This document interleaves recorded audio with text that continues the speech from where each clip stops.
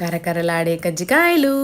మన సంక్రాంతి పిండి వంటల్లో భాగంగా ఈరోజు మన రెసిపీ వచ్చేసరికి కజ్జికాయలు ఎలా చేయాలో చూసేద్దామా.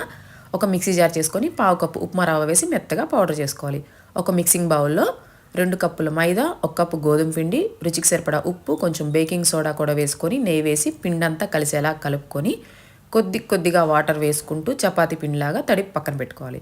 ఇప్పుడు అదే మిక్సీ జార్లో కొబ్బరి, యాలచ్చి వేసి పౌడర్ చేసుకోవాలి. దీంట్లోనే వేయించిన నువ్వులు, చట్నీ పప్పు, బెల్లం కూడా వేసుకొని మరొకసారి పౌడర్ చేసి పక్కన పెట్టుకోవాలి.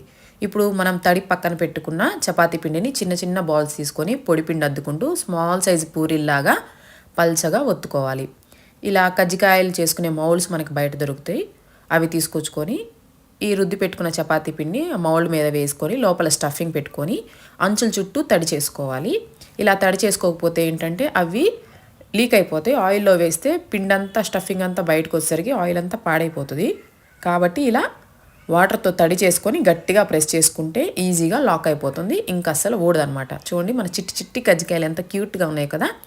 ఇలాగా అన్నీ రెడీ చేసుకొని ఒక ప్లేట్లో పక్కన పెట్టేసేసుకోవాలి. ఇప్పుడు ఆయిల్ వేడి చేసుకొని మీడియం ఫ్లేమ్లో ఒక్కొక్క కజ్జికాయలు అన్నీ వేసుకొని ఇవి మీడియం ఫ్లేమ్లోనే గోల్డెన్ బ్రౌన్ కలర్ వచ్చేంత వరకు ఫ్రై చేసుకొని పక్కన పెట్టేసుకోవాలి.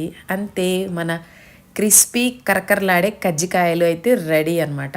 మీరు కూడా ట్రై చేసి మీ ఫ్యామిలీకి కూడా షేర్ చేయండి. మీకు ఎలా కుదిరిందో నాకు కింద కామెంట్స్లో చెప్పండి. అండ్ అలాగే ఇంకా ఏమేమి రెసిపీస్ కావాలో చెప్పండి. నెక్స్ట్ ఆ రెసిపీస్ చేయడానికి ట్రై చేస్తాను. Bye bye.